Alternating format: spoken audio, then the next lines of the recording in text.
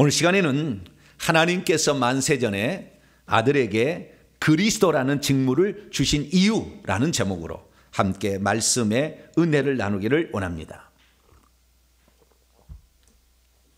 오늘 거룩한 주일을 맞아 주 앞에 예배하러 나온 여러분들과 또 온라인으로 예배드리는 모든 성도들을 사랑하고 축복합니다.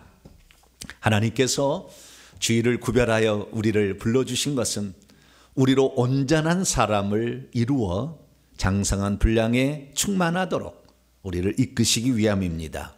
하나님의 말씀이 여러분의 마음의 신비에 딱 새겨지게 될 때 하나님께서는 그 마음의 중심에 그 우리의 마음을 보시고 우리를 그 길로 인도하시죠.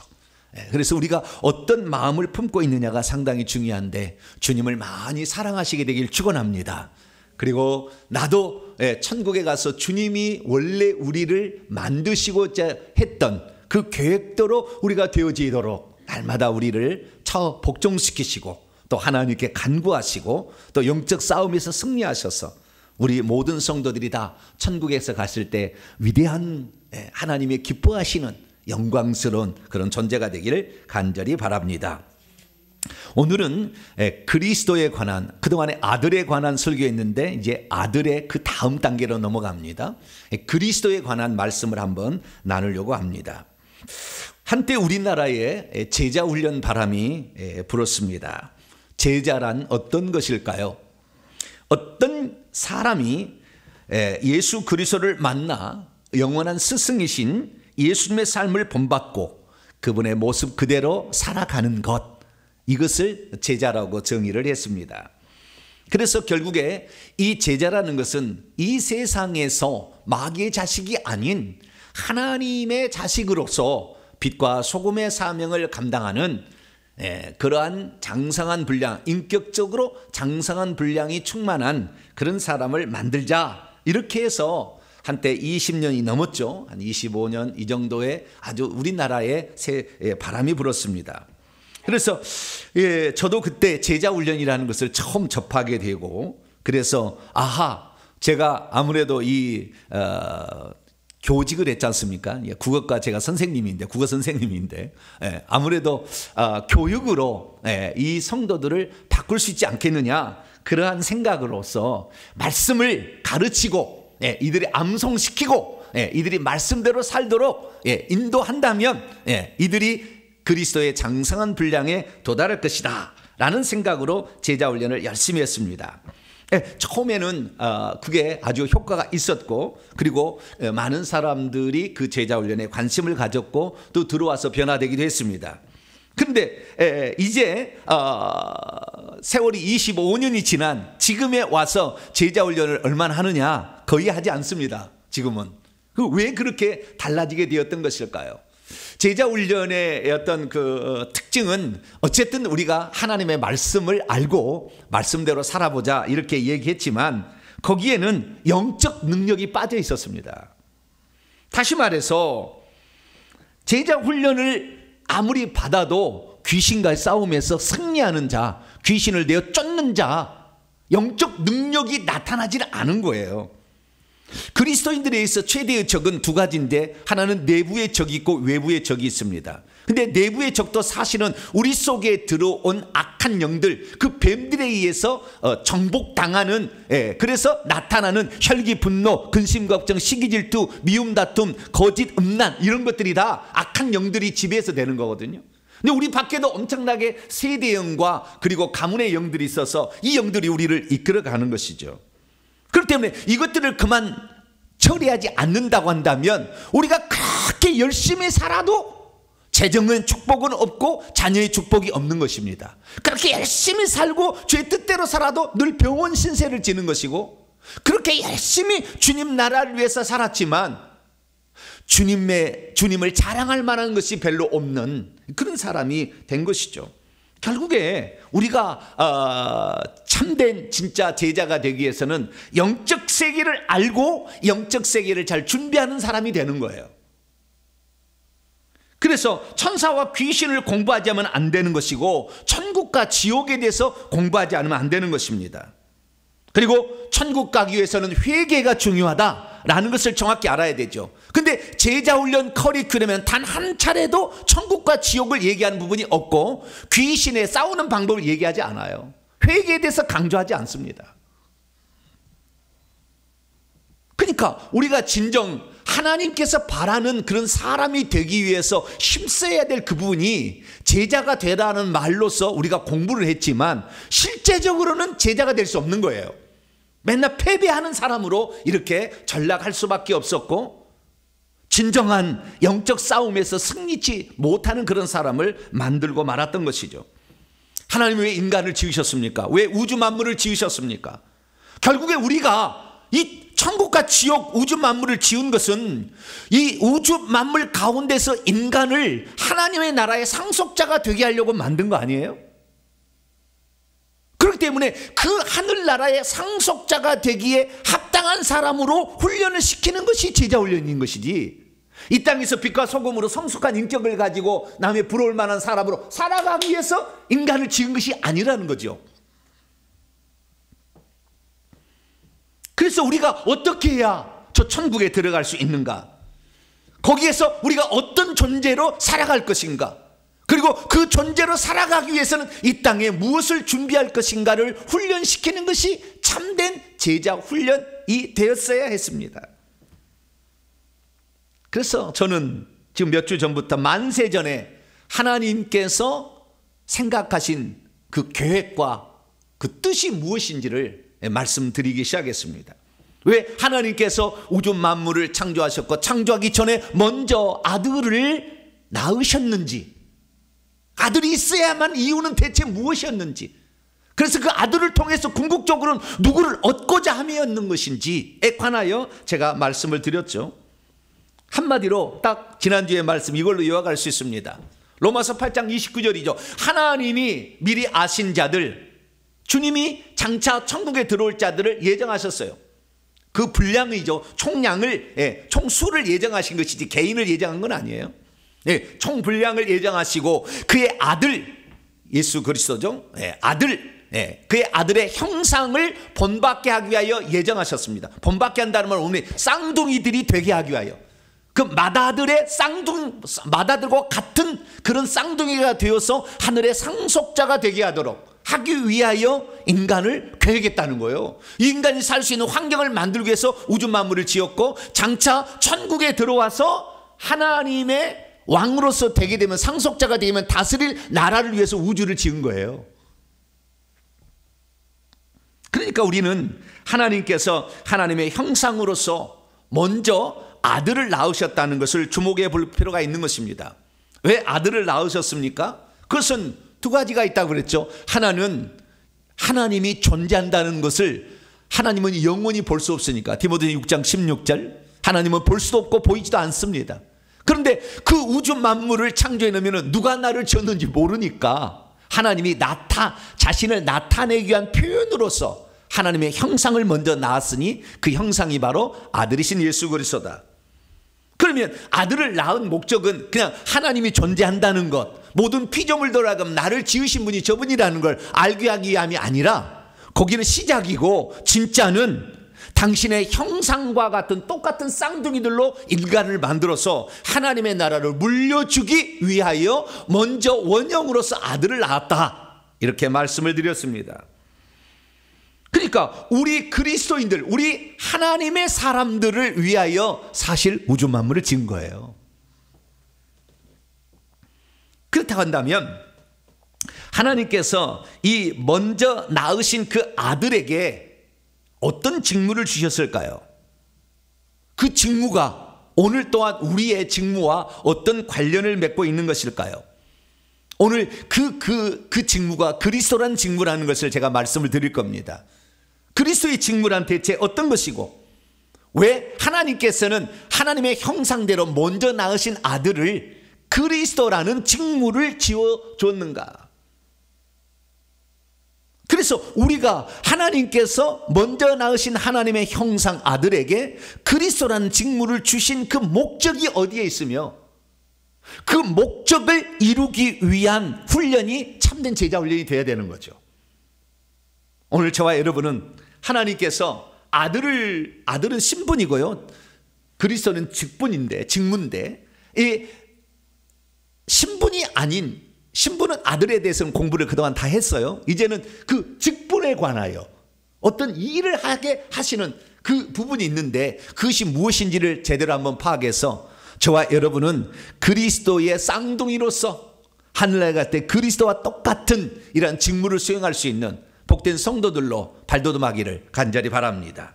자, 그럼 오늘 본문 말씀은 어떤 말씀입니까? 그리스도께서 사람들을 피로 사시니 그 다음에 당신이 통치하는 왕국에서 우리를 왕노릇하는 제사장이 되도록 우리를 만드셨다라는 그러한 내용의 말씀입니다. 왜 하나님께서는 천국을 성도들의 나라라고 말씀하지 아니하시고 그리스도의 나라라고 말씀하고 있는 것일까요? 그리고 성도들은 천국에 가면 대체 무슨 일을 하고 사는 것일까요?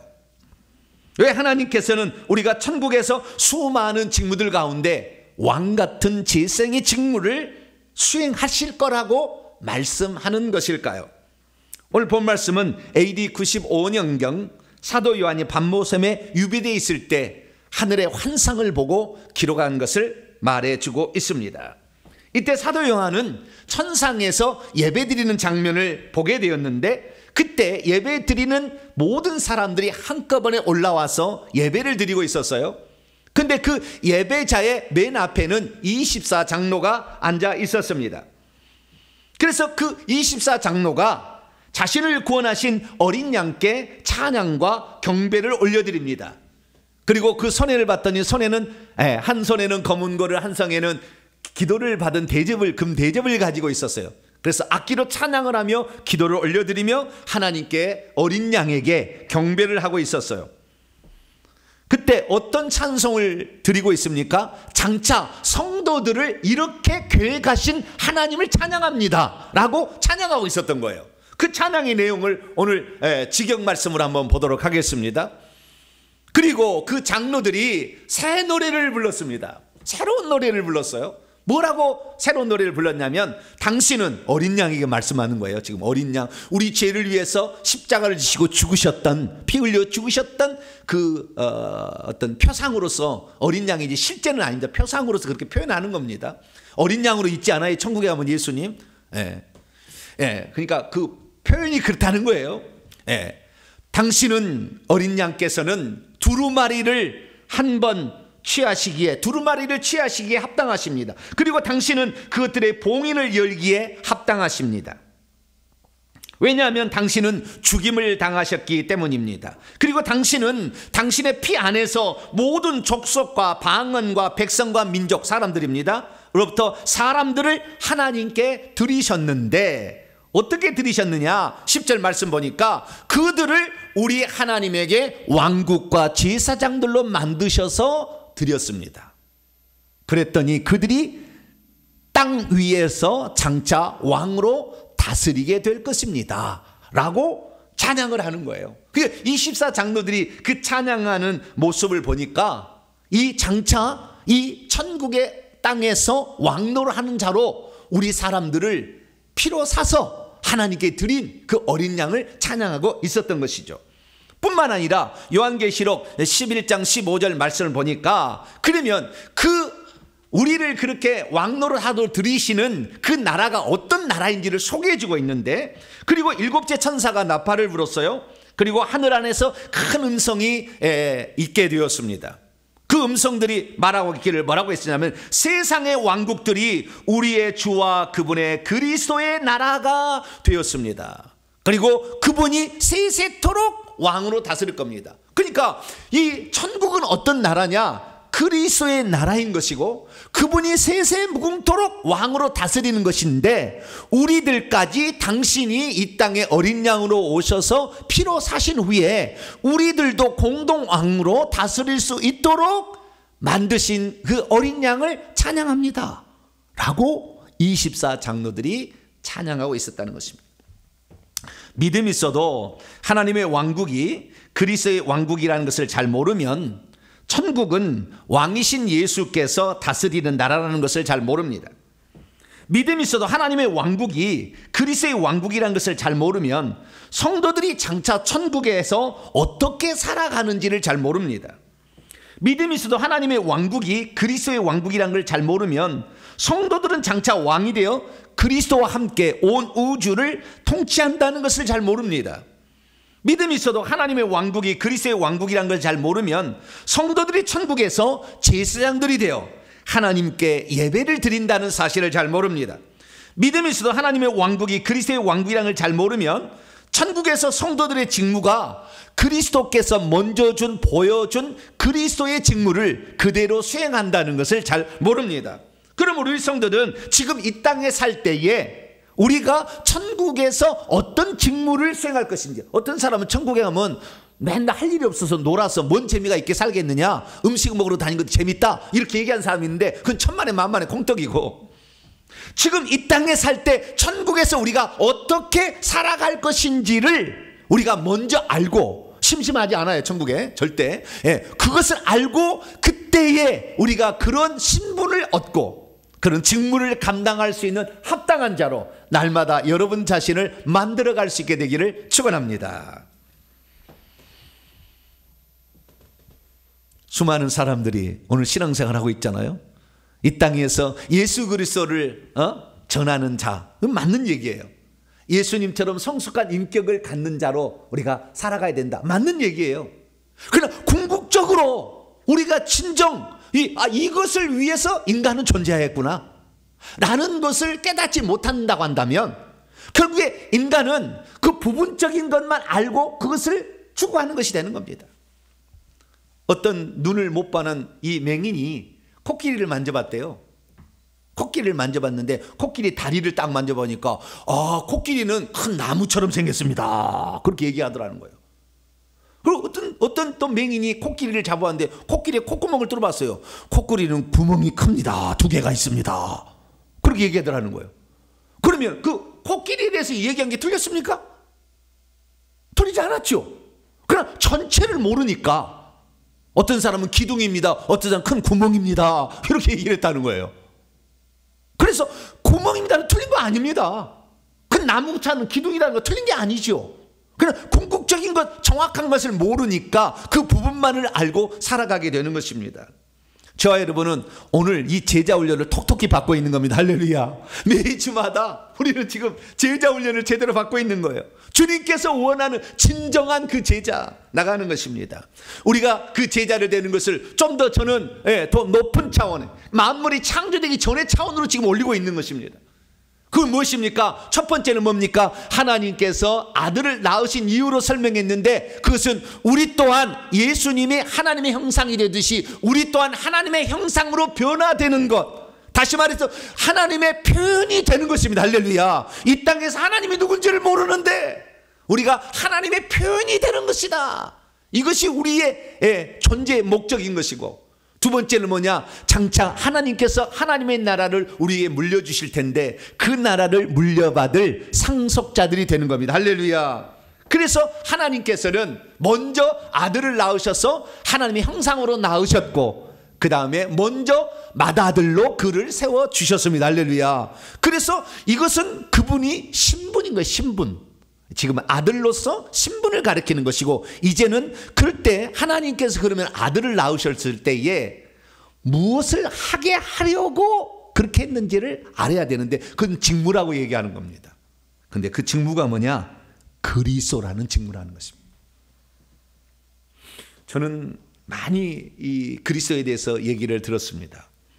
그런데 이 그리스도가 만세전에 아들로 있을 때에 그 아들에게 주어진 직무란 사실을 생각해 보지 못했어요. 예수님이 이 땅에 오셔서 그리스도의 직무를 수행하셨기 때문에 당신은 그리스도입니다, 이런 줄 알았어요. 그런데 그게 아니었어요. 하나님은 만세전에 천지만물을 창조하기도 전에 예수, 그분 아들, 장차 예수로 오실 그 아들에게 그리스도라는 직무를 먼저 주셨다는 것입니다. 자, 그럼 그리스도란 무엇입니까? 우리가 잘 알고 있지만 몇 가지만 복습하고 들어가도록 합니다. 그리스도라는 것은 헬라어로 그리스도고 히브리어는 마시아흐라는 것인데 이것을 우리 개혁성경에는 메시아라고 번역을 했습니다. 메시아가 그리스도입니다. 메시아란 말은 기름 부음을 받은 자라는 뜻입니다. 그래서 아들이라고 지금까지 배운 것은 예수 그리스도의 신분을 가리키는 것이고, 그리스도라는 것은 그 예수 그리스도의 직분을 가리키는 거예요. 직무를 가리키는 것입니다. 아들이 성육신하기 전에 셋째 하늘에 계셨을 때에, 그때 하나님께서는 아들에게 기름을 부으셨습니다. 그건 성령의 기름이죠. 그러면은 왜 하나님께서는 그 아들에게 기름을 부었을까요? 하나님께서 그 아들에게 기름을 부은 것은 어떤 목적이 있어서 그런 것입니다.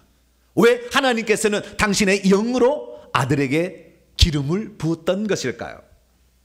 그것을 처음부터 성경은 소개해 주고 있지 않습니다. 이 비밀의 경륜이 계속해서 사도 바울, 그때 가야 완전하게 이제 이게 계시가 되는 것인데요, 이걸 처음에는 잘 몰랐어요. 그래서 이 기름을 왜 붓는가, 예수님에게, 그 그리스도에게 왜 기름을 부었는가를 처음에는 잘 몰랐어요.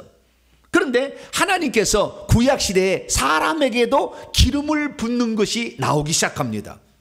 그런데 그 기름을 누구에나 붓는 것이 아니라 어떤 직임을 맡기기 위하여 특별한 종류의 사람에게만 기름을 부으라고 하심으로, 그리스도께서 어떤 기름 부음을 받아서 어떤 직무를 수행하실 것인지를 이제 사람들을 통하여 알려주기 시작했어요.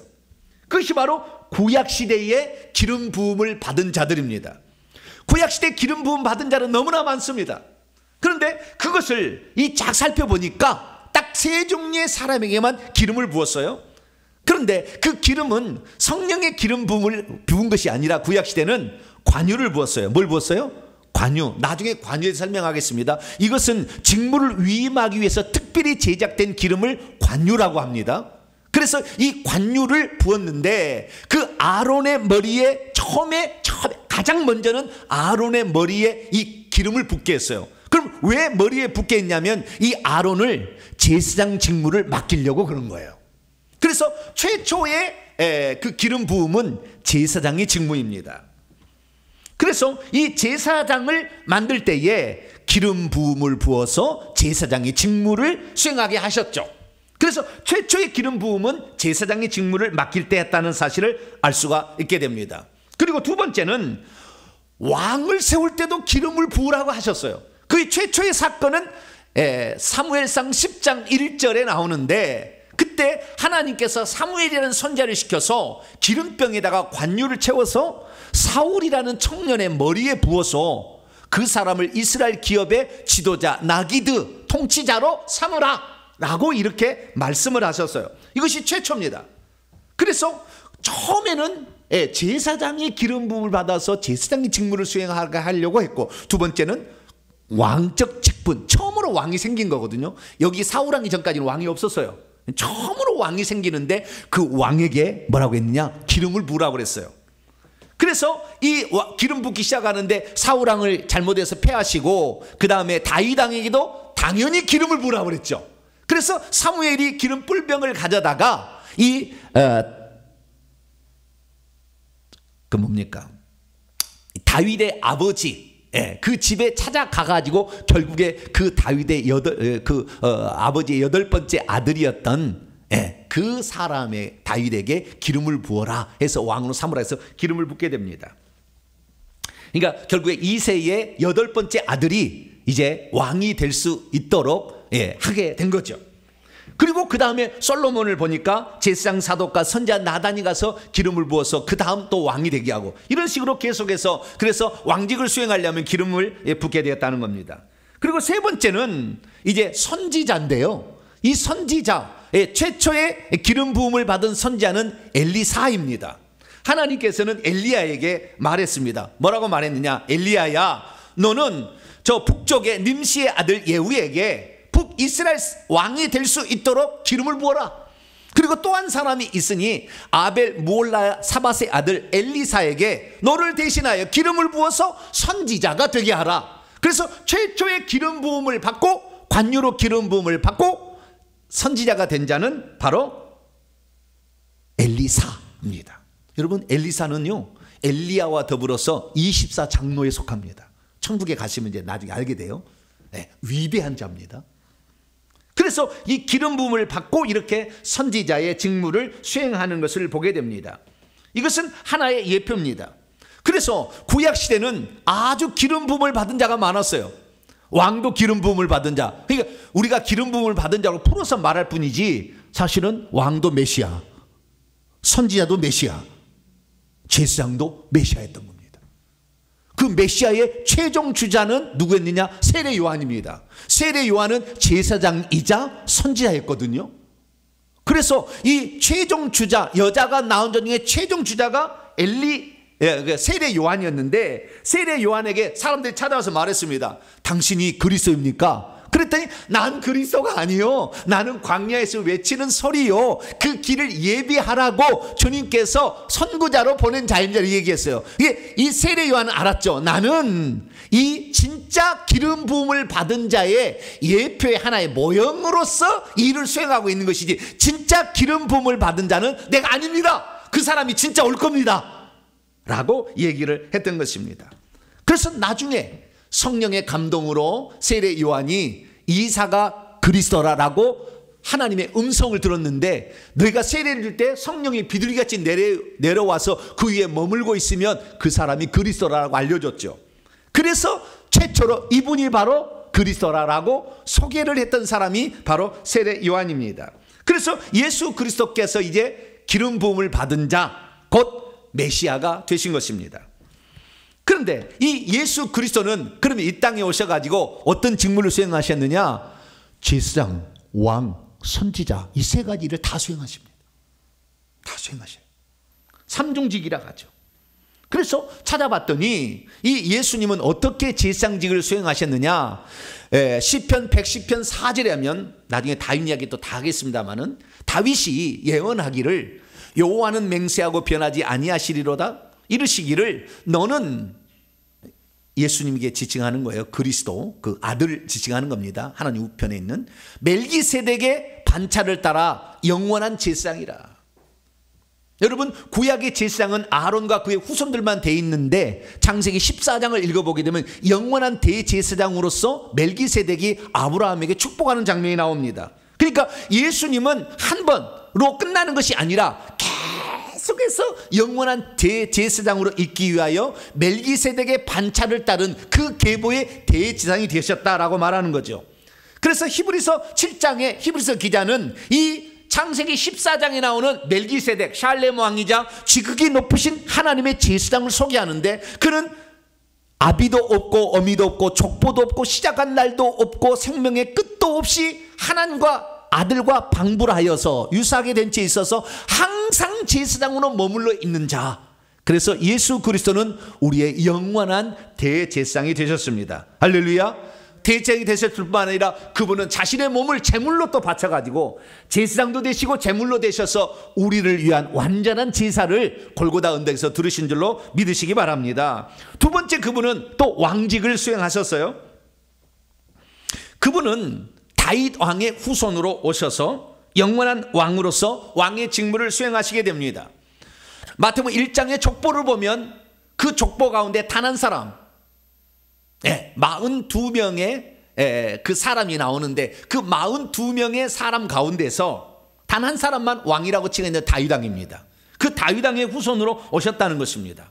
그래서 예수 그리스도께서 이 땅에 태어나실 때도 동방박사들이 찾아와서 유대인의 왕으로 나신 이가 어디 계시죠? 왕이 탄생했다는 사실을 얘기해주고 있고, 뿐만 아니라 빌라도가 예수님을 신문할 때 내가 유대인의 왕이냐? 네가 말하였느니라. 죄패 유대인의 왕 나사렛 예수, 그렇게 써 있었습니다. 뿐만 아니라 예수님이 공생애를 하실 때 수많은 사람이 다윗의 자손이여 왕으로 오시니여, 그 말이에요. 다윗의 자손이여 나를 불쌍히 여겨 주소서. 두 소경이 수로보니게 여인이 그런 외침을 했었죠. 그래서 이 장차 그 왕으로 오실 분은 다윗의 씨로서, 다윗의 후손으로서 다윗이 태어난 베들레헴에서 태어난다는 예언에 따라서 결국에 예수 그리스도는 다윗의 후손으로서, 유다 지파의 다윗의 후손으로서, 그리고 베들레헴에서 호적 때문에 가서 거기에서 태어난 줄로 믿으시기 바랍니다. 그래서 예수 그리스도는 다윗 왕의 결국에 40대 후손으로 오셔서 이스라엘 나라 그리고 하늘나라의 왕이신 것을 표현하게 됐는데, 당시에 세상 왕이 있었기 때문에 세상 왕이 되려고 하는 건 아니에요. 주님은 하늘나라의 왕이고 이 땅에는 그 모형이, 그래서 그렇지만 하늘나라의 왕인 걸 표현하기 위하여 예수님은 자연 만물을 다스리는 것을 보여주었습니다. 그물을 던지라 그러면 그물 속으로 고기가 들어왔습니다. 낚시를 하라 그러면 그 입속에 데나리온이 들어있었습니다. 세겔이 들어있었습니다. 나무를 저주했더니 나무는 그 다음날 말라버렸습니다. 예수님이 바쁘실 때는 물 위를 걸어 다녔습니다. 그래서 예수 그리스도는 자연 만물을 초월해 계시는 하늘의 왕이신 것을 분명히 드러내신 것이죠. 그리고 그분은 세 번째로 선지자의 직무를 수행하셨으니 그분만이 하나님을 제대로 아는, 그래서 하나님이 누군지를 소개해 줄 수 있는 유일한 분이 누구냐? 아들이신 예수 그리스도, 그분밖에 없어요. 그래서 아들, 그분이 그리스도로서 이미 하나님을 아는 유일한 존재로 계셨다는 것이고, 그분이 이 땅에 오셔가지고 사람들의 마음을 다 아셨죠. 그래서 이 무슨 일이 있고 어떤 생각을 가지고 있고 그 다음에 그 사람이 과거에 어떤 일을 하고 있는지 다 알고 있었어요. 주님께서는 그래서 요한복음 2장 24, 25절의 말씀에 의하면 그분은 모든 사람을 아시고 친히 사람 속에 있는 것을 다 아시고 있다 라고 얘기하시므로 그분은 선지자 중에 선지자였습니다. 요한복음 4장을 읽어보게 되면은 거기에 사마리아 여인이 나오는데 네 남편을 불러오라. 그래, 나는 남편이 없나 이랬더니 네 남편이 원래 5이 있었으나 지금 있는 사람도 네 남편이 아니다. 당신은 선지자로서이다. 그리스도가 오면 이 모든 것을 다 알려주겠습니다. 내가 바로 그니라. 선지자, 그리스도가 선지자라는 것을 그 요한복음 4장이 그대로 드러나게 된 것입니다. 그렇습니다. 예수님은 이 땅에 오시기 전부터 그리스도라는 직무가 그에게 지어져 있었습니다. 그래서 그리스도라는 그 직무를 수행할 자로서 예비된 채 있었죠. 그래서 그때 이미 성령으로부터 기름 부음을 받았습니다. 그래서 그 기름 부음을 받은 그리스도가 어떤 존재로 장차 태어날 것인가는 구약의 제사장과 왕과 선지자를 통하여 알려주셨습니다. 그래서 예수님은 그대로 그렇게 하신 것이죠. 여러분, 예수님께서 그래서 그 직무를 수행하시고 죽으신 다음에 부활 승천해서 어디로 갔습니까? 하나님 보좌 오른편으로 갔다고 그러죠. 근데 그때 가신 존재를 누구라고 하느냐? 골로새 3장 1절에 보면 그리스도께서 하나님 보좌 우편에 앉으셨다 이렇게 얘기합니다. 왜입니까?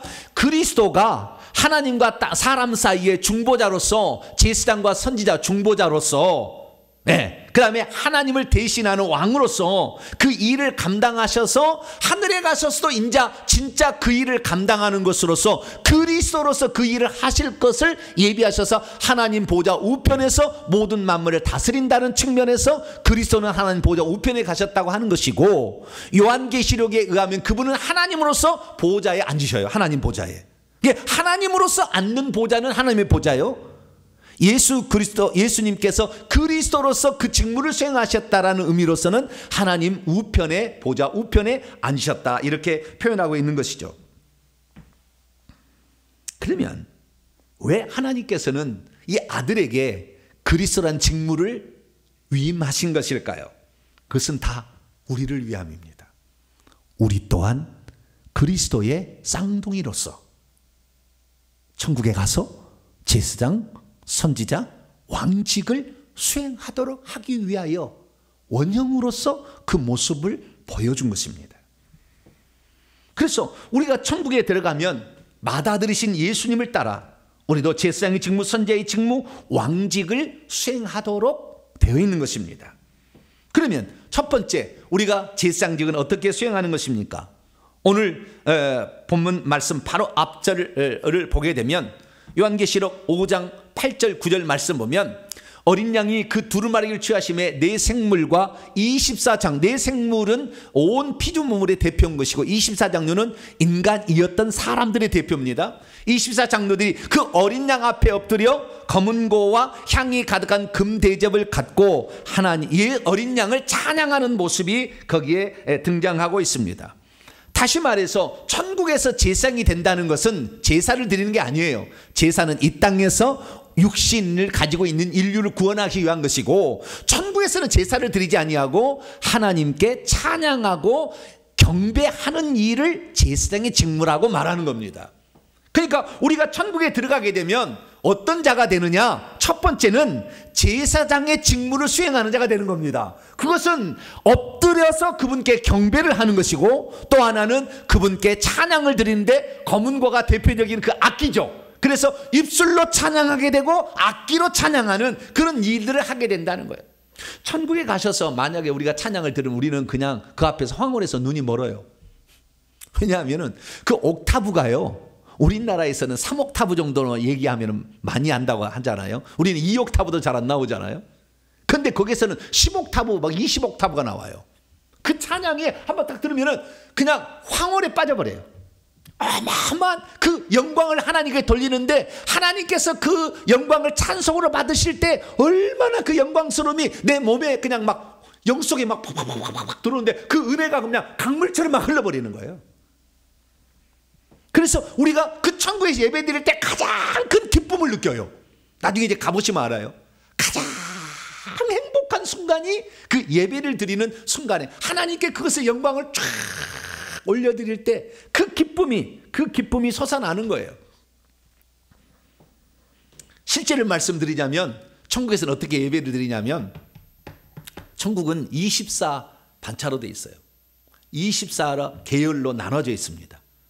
그래서 이제 24 장로들이 그 대표자인데, 이 대표자가 일종의 대제사장 직무처럼 예배를 집례합니다. 그리고 그 지파에 해당되는 사람들이 같이 올라와요. 이스라엘의 지파 개념이 아니고 민족의 개념입니다. 그 사람들을 다 데리고 와서 올라와서 예배를 드립니다. 사는 것은 2층 천이고 예배 드릴 때는 3층 천으로 올라와요. 그리고 예배를 쫙 드립니다. 대표자가. 그때 순서가 있어요. 순서가. 네. 그 순서가 24 장로가 맨 앞에 쓰고, 그 다음에 14만 4천 명 중에서 그 지파에 해당된 사람이 나오고, 그리고 그 다음에 그 뒤에 서서 예배를 드릴 사람들이 나와서 예배를 드리게 되죠. 그때 어떻게 예배를 드리느냐? 요한계시록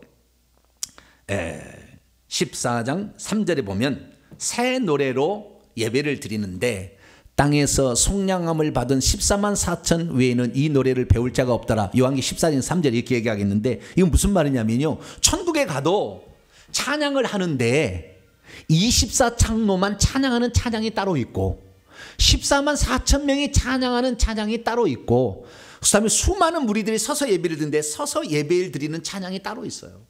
그 기쁨의 차이가 있는 거예요. 저와 여러분은 최고의 기쁨에 속하는 찬양을 올려드릴 자로 날마다 준비할 수 있게 되기를 축원합니다. 그래서 천국에서 이렇게 예배 드린다라는 게 첫 번째입니다. 우리가 이 직무를 감당하려고 하나님께서 아들을 그리스도로 먼저 예비하셨다는 거예요. 두 번째는 뭐냐? 왕으로서의 그 직무를 수행하는데, 천국은 하늘나라를 유업으로 물려받은 자들이 왕노를 하는 것입니다. 그래서 천국에 가면 가장 위대한 어떤 직무자는 왕직을 수행하는 자예요. 근데 어떤 사람 얘기합니다. 천국에 들어간 모든 사람이 왕직을 수행하는 게 아니냐고. 그러지는 않습니다. 이 땅에서 보더라도 왕은 한 사람이고 많지 않잖아요. 그렇지, 백성이 많고 이런 것이지. 그래서 왕이 많지 않아요. 그래서 직접 이제 천국에 가서 그것을 보고 온 사람들에 의하면, 천국에서 왕직을 수행하는 사람은 이 하나님의 보좌 앞에 14만 4천 명이 있지 않습니까? 14만 4천 명이 24 반차로 이렇게 있는데, 24 반차로 70줄을 앉아 있어요. 보좌가 있어요, 이들은. 그런데 그 중에서 1번부터 6번 줄까지 앉은 자들이 왕노를 자가 돼요. 이것은 실제를 보고 온 사람을 얘기한 겁니다. 그래서 1번부터 6번까지가 왕노를 하는 것이고요. 그 다음에 나머지 보좌에 앉는 사람은 왕노릇, 또 두 종류의 왕노릇이 있어요.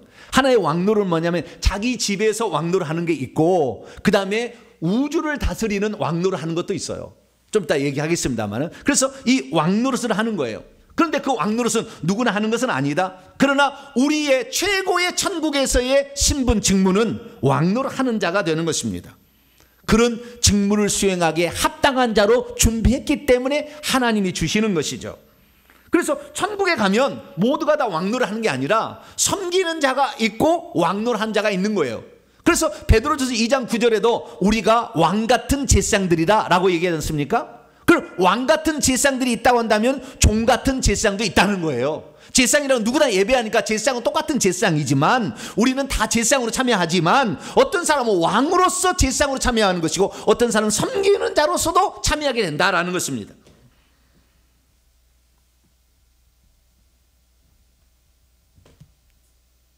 그런데 천국에 가서 섬기는 자라 해서 우리가 이 땅에서처럼 뭐 비굴하거나 비천하거나 전혀 그러지는 않습니다. 천국에서는 존중받는 사이이기 때문에 그런 것은 같지는 않아요. 그러나 분명한 차이가 있다는 것입니다. 우리는 이것을 아브라함과 그 야곱의 계시로 알 수가 있는데요. 아브라함에게 창세기 17장에 회개를 할 일을 하라고 했을 때 하나님 뭐라고 했냐면은 네가 이제 회개를 해서 온전한 자가 되면 내게서 민족들이 나오게 되며 24반차가 나오게 된다는 거잖아요. 왕들이 내게서 나올 것이다 이렇게 얘기했고요. 창세기 35장 11절에 야곱에게 또 말하기를 너로 말미암아 한 백성과 민족들의 총회가 나오게 될 것이며 내 속에서 왕들이 허리에서 나온다 이렇게 얘기하므로 결국에 하나님의 백성들의 최고의 직무는 왕직이라는 것을 말해주고 있어요. 그래서 요한계시록 21장에 사도 요한이 천국에서 봤더니 민족들이 그 예루살렘 새 성 안의 빛 가운데로 다니고 있고 땅의 왕들도 자기의 영광을 가지고 그리로 들어온다는 거예요. 저 밖에 나가서 우주를 다스리고 있다가 들어오는 거예요. 그것을 말해주고 있습니다. 그래서 우리는 알 수 있는 것은 뭐냐면 천국에서의 최종적인 가장 높은 지위는 모두는 다 제사장들입니다. 예배를 드리니까. 그러나 왕직은 모두가 되는 것은 아니에요. 그러나 그 왕직을 수행하도록 하기 위하여 그리스도라는 것을 먼저 하나님께서 예비하셨다는 겁니다. 그럼 너도 뭐냐? 너도 그리스도가 되도록 노력하라 이런 거 아니겠어요? 그러나 마지막 세 번째 선지자의 직무는 우리가 천국에서 선지자의 직무는 필요 없습니다. 왜냐하면 다 알거든요. 서로 간에. 그 신적 알매 능력이 부여돼 버립니다. 천국 가면. 그래서 이 고린도서 13장 12절에도 그때에는 얼굴과 얼굴을 대하여 볼 것이며 지금은 우리가 부분적으로 알지만 그때는 주께서 나를 속속들이 아신 것처럼 내가 온전히 다 알리라. 그래서 천국에 가면 선지자의 직분은 없어집니다. 더 이상이 필요 없으니까. 그러면 뭔만 남는 것입니까? 딱 두 가지 직무만 남는 것입니다. 하나는 제사장직이요 하나는 왕직이라는 두 가지 직무가 남게 되는 것입니다. 그래서 우리가 천국에 들어갔을 때는 두 가지 직무를 수행한다는 걸 알 수 있어요. 그래서 베드로서 2장 9절에 이 베드로 사도가 너희는 왕같은 너희는 택하신 족속 민족이요 왕같은 제사장이라 라고 얘기를 한 거예요. 그래서 요한계시록 4장에 보더라도 24장로들이 보좌에 앉으신 이 앞에 엎드려 경배하면서 자기의 면류관을 벗어서 보좌 앞에 드리며 인사를 이렇게 절을 하는 거예요. 면류관을 다 쓰는 건 아닙니다. 보통 14만 4천 명은 면류관을 쓴 것 같아요. 그런데 그 밖에 서 있는 사람은 면류관 쓰는 사람이 없는 것 같아요. 면류관을 쓴 사람이 많지 않은데 그 면류관도 주님 때문에 받은 것이기 때문에 그 면류관을 벗어놓고 경배하며 예배하는 거예요. 그런데 지금 천국을 자기가 들어간다 나는 구원받았다는 사람이 천국에 가면 누가 면류관을 쓰며 예배 드릴 때는 면류관을 어떻게 하는지 면류관을 몇 개나 쓰고 있는지 어떤 모양인지 아는 자가 별로 없어요. 그래서 회개와 천국 복음을 전하라고 저 같은 부족한 자에게도 이 사실을 알려준 거 아니에요? 저와 여러분은 면류관 쓰는 성도가 되기를 축원합니다. 그래서 그것을 벗어놓고 예배를 드리는 것이고 그리고 이제부터 중요한데요. 왕노를 하는 겁니다. 왕노라는 것은 먼저는 예수님이 오시기 전에 천국에 들어간 성도들이 1000년 동안 그리스도와 함께 공동 왕으로서 왕노를 하고 있어요. 그리고 재림하신 후에는 계속해서 그 왕노를 하는 겁니다. 그래서 우리가 왕노를 하는 것은 심판 후에 되는 것이 아니고 지금 죽으면 바로 왕노를 하는 거예요. 가면 바로 우리가 죽게 되면 낙원에 가서 심판을 받은 다음에 우리가 어떤 신분과 어떤 직무를 받게 되고 그 직무에 따라서 그때부터 바로 그 직무를 수행하게 되는 것입니다. 이것을 1000년 동안 왕노를 한 것이지 이 지상에 주님이 오셔서 재림하는 거 아니에요. 그건 잘못 알고 있는 거예요. 죽어보면 압니다. 제 말이 진실인지 아닌지 죽어보면 알아요. 뭐 이러쿵저러쿵 막 따지는데 죽어보면 바로 알 겁니다. 믿음이란 무엇입니까? 그리스도신 아들을 통하여 우리 인간이 하늘에서 수행할 직무가 무엇인지를 깨닫고 지금부터 그 직무를 감당할 자로 자신을 준비해 나가는 것입니다. 이것이 바로 참된 제자 훈련이 되는 것이죠. 그렇습니다. 우리 인간은 처음부터 아주 고귀한 존재로 삼으려고 작정하고 하나님이 지으신 놀라운 존재들입니다. 비록 우리가 지금은 육체를 입고 있어서 천사보다 못한 존재이지만 우리는 그 때가 되면 하나님의 형상으로 바뀌어지게 될 겁니다. 그리고 하나님의 아들들이자 하나님의 상속자가 될 것이며 하늘에 올라가면 모두가 다 제사장이 되고 그 중에서 어떤 자는 왕노할 자가 되는 거예요. 그렇기 때문에 우리가 여기서 알아야 될 놀라운 사실은 뭐냐? 그리스도의 최종적인 가장 멋진 지위는 왕직이라는 것입니다. 그리스도의 최종적인 지위는 왕직이에요. 나중에 이 다음 주에 이제 이 설교를 하게 되는 왕직인데 이 엄청난 이 왕직을 수행하는 것이 되는 거예요. 그래서 이 왕직을 수행하는 것이 어떤 것이냐? 창세기 다 그림으로 그려져 있으니 아브라함과 이삭과 야곱의 하나님, 성부와 성자와 성령의 하나님인데 성령 시대에 야곱의 시대에 아들을 낳았는데 12아들 가운데 요셉이라는 아들이 나오는데 요셉은 꿈꾸는 자입니다. 어떤 꿈을 꾸느냐? 이런 꿈을 꾸게 하셔서 꿈을 꾸는 자가 된 거예요. 두 가지입니다. 딱 두 가지 꿈을 꿨다고 요셉이 두 가지 꿈만 꾸는 건 아닌데 두 가지만 성경에 표현되어 있어요. 첫째는 형들의 곡식단이 요셉의 곡식단에 절하는 꿈이었어요. 두 번째 꿈은 해와 달과 별들이 자기에게 절하는 꿈이었습니다. 그런데 형들은 이것을 뭐라고 해석하냐면은 네가 참으로 우리의 왕이 되겠느냐, 참으로 우리를 다스리는 자가 되겠느냐라고 말하므로 형제들 가운데서도 섬기는 자가 있고 왕노한 자가 있다는 것을 곡식단이 절하는 것으로 미리 예표해서 알려주었고, 뿐만 아니라 저 우주 가운데 해와 달과 수많은 별들이 있는데 이것들을 가서 왕노를 하는 자로서 또 하나의 꿈을 가르쳐 준 거예요.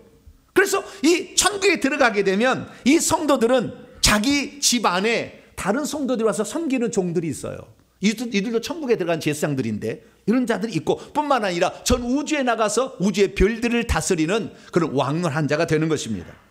이것을 다 이미 얘기를 해놨어요. 저와 여러분은 그 꿈꾸는 자가 될 수 있기를 축원합니다. 요셉은 그 꿈을 꿨기 때문에 당신들이 어떻게 나를 해하려고 해도 나를 해칠 수 없고, 내가 어떠한 비참한 상황에 처한다 할지라도 하나님은 이 꿈을 이룰 것입니다 라는 그 꿈을 가졌기 때문에 그는 낭망하지 않았어요. 종으로 팔려가도 낭망하지 아니하고 그냥 모함을 받아서 감옥에 떨어져도 낭망하지 않았어요. 우리가 오늘날에 세상 사람들 어쩌면 멸시와 조롱을 받고 살아가지만 낭망치 않은 것은 우리가 천국에서 받을 그 위대한 신분의 그 놀라운 역사가 우리에게 펼쳐질 것을 우리가 믿기 때문에 그런 거죠. 할렐루야. 그래서 저와 여러분은 이 왕노를 하는 자의 꿈을 꾸게 되시길 축원합니다.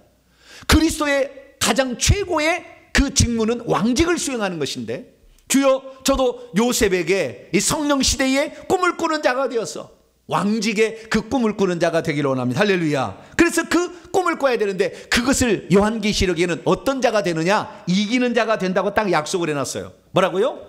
이기는 자가. 그래서 이기는 자는 민족들을 다스리는 권세를 받고 철장을 가지고 그들을 다스려 질그릇 깨뜨는 같이 하리라. 이렇게 함으로 결국에 이 두아디라 교회에 이기는 자들의 그 모습을 표현해주고 있는 것입니다. 여기서 이긴다라는 것은 니카오라는 뜻인데요, 이기다, 승리하다, 패배시키다. 그러니까 악한 영들과 싸움에서 승리를 해야 이기는 자가 되는 겁니다. 자기 속에 내면에 있는 본성을 이기는 자가 되는 것이고요. 또 하나는 이긴다는 말은 우세하다, 능가다, 더 강하다는 뜻이 있어요.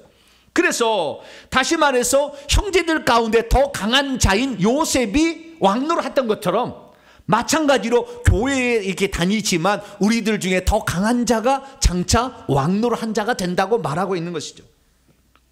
여러분은 교회에 나와서 어떤 꿈을 꾸고 있습니까? 과거에 저는 예수님의 성품을 닮아가는 인격이 성숙한 제자가 된다는 그런 꿈을 꿨어요. 근데 그 꿈은 시작에 불과했어. 코끼리가 다리 만진 거에 불과했어요. 저 꿈은 바뀌었습니다. 하늘에서 그리스도의 직무, 중에 왕의 직무를 수행하는 자가 되리라. 할렐루야.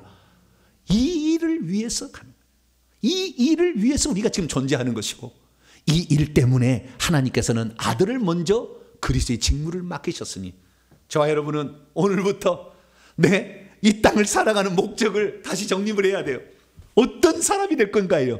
어떤 사람으로 우리가 천국에 들어갈 것인가를 준비하게 되는데, 왜 우리가 이제 다음 주일날 설교 이 다음 부분 하겠습니다만은, 이기는 자가 되어서 우리도 요셉처럼 주여 나도 그런 자가 되기를 원합니다. 이 꿈을 꾸시고 날마다 이 목적대로 살아가는 자 여러분 되시기를 간절히 바랍니다. 거룩하신 하나님 아버지, 제자가 되는 것은 하늘에서 왕노를 하는 자로 준비시켜 주는 것이었습니다. 주여, 우리가 이 땅에 비록 살아가고 있지만 하늘에서 왕노를 하는 자로 준비할 수 있기를 원합니다. 주여, 요셉처럼 꿈을 꾸고 우리들도 그것을 이루기까지 어떤 고난과 역경과 어려움 가운데서도 흔들리지 아니하고 주 예수 그리스도께서 걸어간 그 길을 우리도 걸어감으로 사탄 마귀를 이기고 내 본성을 이기며, 그리고 보다 강한 자가 되어서 꼭 이기는 자로 참여하는 모두가 되게 해 주옵소서. 우리 주 예수 그리스도의 이름으로 기도하옵나이다.